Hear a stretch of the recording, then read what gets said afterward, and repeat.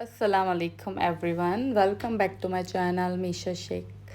कैसे हैं जी सब लोग? उम्मीद है कि सब लोग ठीक ठाक होंगे, खैरियत से होंगे। आज का व्लॉग बकरा ईद से लेके अब तक की जो जितने भी दिन गुजरे, कैसे गुजरे, उस हवाले से है। और मैं बड़ी हमेशा की तरह लेट हो जाती हूँ व्लॉग्स डालने में, क्योंकि मैं बड़ी सुस्त भाई। और दूसरी बात है, कुछ ना कुछ इस तरह हो जाता है। मेरी हेल्पर छुट्टियों पर थी और इस बकरीद पे इतने काम होते हैं, ऊपर से दावतें चल रही होती हैं डेली बेसिस पे, तो बिल्कुल भी टाइम नहीं मिला कि मैं व्लॉग को एडिट करके डाल दूँ। वीडियोस मैंने बना के रखी हुई थी छोटी छोटी, और अब तो मैंने सोचा व्लॉग्स डाल ही दूँ, क्योंकि अब मेरे मोबाइल की मेमोरी भी फुल हो गई है। और ये हमारी गाय आई थी, कितनी प्यारी माशाल्लाह। और अभी कुछ सालों, मतलब कुछ नहीं, 2 साल से ना हम लोग जब से सेपरेट हुए तो फिर मेरी कुर्बानी भी अम्मी की तरफ ही होती है। तो माशाल्लाह से अम्मी वालों ने गाय बकरे वगैरह लिए थे, तो उस वहाँ पर ही मैंने भी अपनी कुर्बानी वहीं रखी थी। और ये है ईद का सुबह सुबह का दिन, और ये हमारे साथ ऐसा सीन हुआ था। मेरे भाई हमेशा सुबह सुबह कुर्बानी करवाते हैं, मतलब कसाई को सबसे पहला हमारे ही घर पे आके उसने जो कुर्बानी करनी होती है। अम्मी के घर पे तो नमाज 6 बजे वाली पढ़नी होती है, पौने 6 बजे वाली, और हम लोग सोते रह गए थे। तो अब हम लोग जब निकले 6:30 पे, तो हमारी जो करीबी मस्जिद थी वहाँ पर भी जमात हो चुकी थी। और हम देखते हुए जा रहे थे, काफ़ी जगह कुर्बानियाँ हो रही थी और काफ़ी जगह कुर्बानियों की तैयारियाँ हो रही थी, और काफ़ी रश हो रहा था। सुबह सुबह में इतना रश कभी देखने को नहीं मिलेगा। और ये वाली गाय बहुत हाइट वाली अच्छी गाय थी। वहाँ पर जो ना ऐसी ऊंची गायें होती है, काफ़ी ना अलग नज़र आ रही होती है। और इतनी सारी लेडीज़ भी निकल रही थी नमाज़ पढ़ के, तो मुझे बहुत हैरत हो रही थी। और मुझे तो पता भी नहीं था कि हमारे करीब में ही नमाज़ होती है सुबह में, जहाँ जिसमें लेडीज़ वगैरह भी, बल्कि बाकायदा नीचे से काफ़ी लोग आए हुए थे। ऊपर ना बसें वगैरह भी खड़ी हुई थी लाने ले जाने के लिए। तो खैर हमने तो नहीं पढ़ी नमाज़। अब हम ढूंढते हुए जा रहे थे कि कहीं हमें ना, मतलब मेरे हस्बैंड को नमाज़ मिल जाए, क्योंकि नमाज के बाद ही फिर कुर्बानी आपकी होती है। तो बस हम देखते हुए जा रहे थे और पूछते हुए भी जा रहे थे कॉल्स पे भी और वैसे भी, कि अब कौन सी मस्जिद में हमें नमाज़ मिलेगी। तो बस शुक्र है अल्लाह का, ही अम्मी के घर के करीब ही ग्राउंड है यहाँ पर।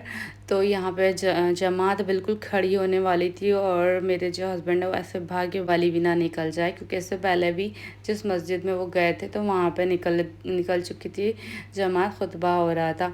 तो यहाँ पे शुक्र है अल्लाह की नमाज मिल गई थी, और ना तो फिर पता नहीं कहाँ कहाँ ढूंढनी पड़ती मस्जिद के कहाँ। अच्छा, पहले हम लोग के घर पर ही जानवर आते थे, और मेरे ससुराल में ही सेकंड डे कुर्बानी होती थी। और मेरे हस्बैंड को तो बहुत ज़्यादा शौक़ है जानवर ख़रीदने का और कुर्बानी वगैरह करने का और उनकी खिदमत करने का। उन्हें तो सारी सारी रात, मतलब आखिरी के दिनों में उनका पता नहीं होता था, उनको इतना कोई क्रेज़ है।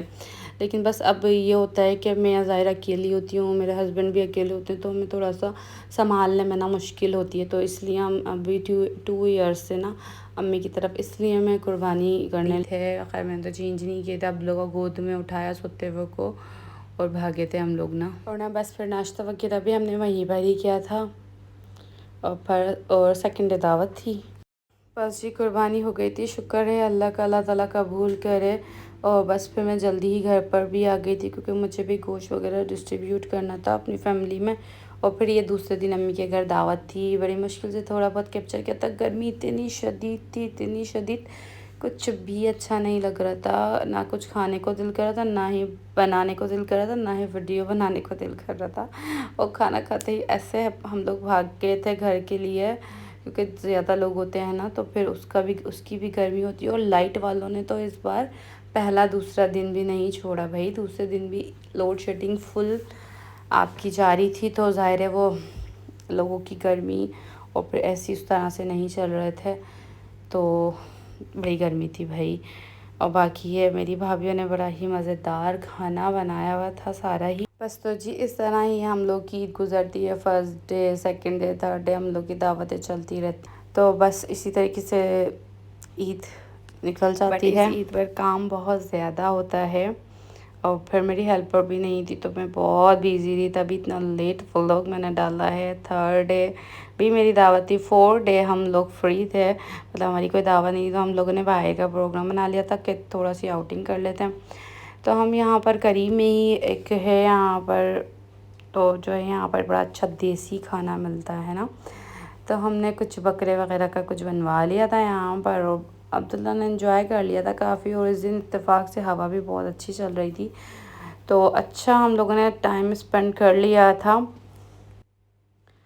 सबसे बढ़ के अब्दुल्ला ने एंजॉय कर लिया था, क्योंकि उसका बस यही होता है, जिस दिन उसके बाबा घर में तो उसको होता है कि बस सुबह उठते आज कहाँ जाना है, बस उसको डेली बेसिस पे निकलना होता है। अच्छा, ये हमारा बकरे का कुछ ब्राउन था आई थिंक, और कुछ कढ़ाई थी, थोड़ी बहुत हम लोगों ने खाई थी, बस इंजॉयमेंट ज़्यादा किया था, क्योंकि खाना खाना और यही चीज़ें देख देख के ना भी कुछ दिल भी भर गया था। ये रात का टाइम है, हम लोग को गोश्त वगैरह देना था तो वो दिया। उसके बाद ये मैं घर पे कुछ मसाला वगैरह लगा के रख गई थी, कबाब बनाए मैंने, और ये मैंने बिहारी बोटी का मसाला बना के रखा था, बहुत टेस्टी बनी थी। और अब्दुल्ला हमारा कुछ खाता नहीं है, तो उसके लिए अंडों वाला सालन हमेशा हमेशा तो नहीं, अक्सर व बेशतर मैं बना के रखती हूँ, ताकि मुझे प्रॉब्लम ना हो, क्योंकि दावतें भी चल रही थी तो उसको खिला के लेके जाना होता है, आके फिर उसने खाना मांगना होता है।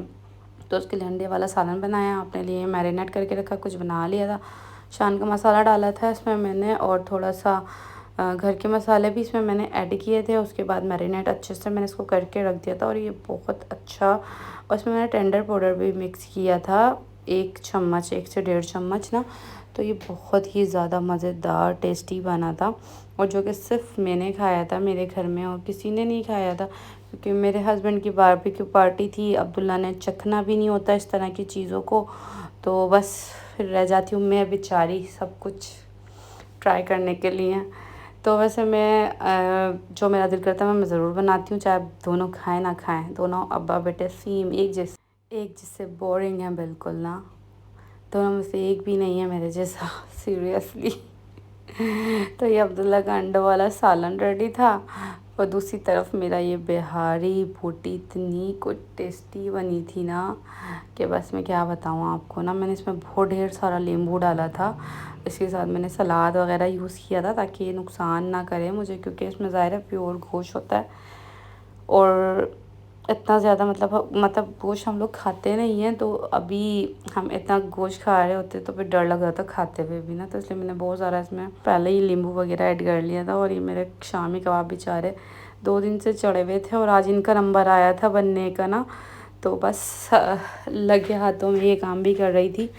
टिक्कियाँ बना के रख दी थी मैंने सारी, और ये पुलाव था, और ये बिहारी बोटी थी जो कि बहुत मज़े की बनी थी।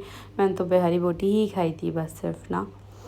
और अच्छा, सबसे अच्छी बात इनकी ये थी कि खाने के बाद ना मुझे बिल्कुल भी हैवी फील नहीं हुआ था, और ना क्योंकि मैंने इसमें नींबू बहुत ज़्यादा ऐड कर लिया था, खीरा इस्तेमाल किया था साथ में, और इसको गलाया हुआ बहुत अच्छे तरीके से था, बिल्कुल रशी हुआ था गोश्त ना, तो इसलिए इसने मतलब इससे मुझे कोई नुकसान नहीं हुआ, वरना इस तरह का गोश्त जब मैं खाती हूँ तो मुझे नुकसान करता है ना।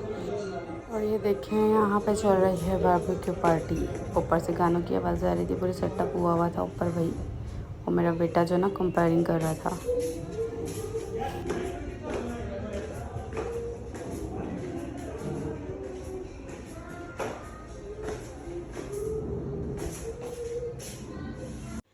चलें जी, तो ये था मेरा छोटा सा व्लॉग, उम्मीद है कि आप लोग को पसंद आया होगा, और अगर हाँ तो मेरे चैनल को लाइक शेयर सब्सक्राइब ज़रूर कर दीजिएगा।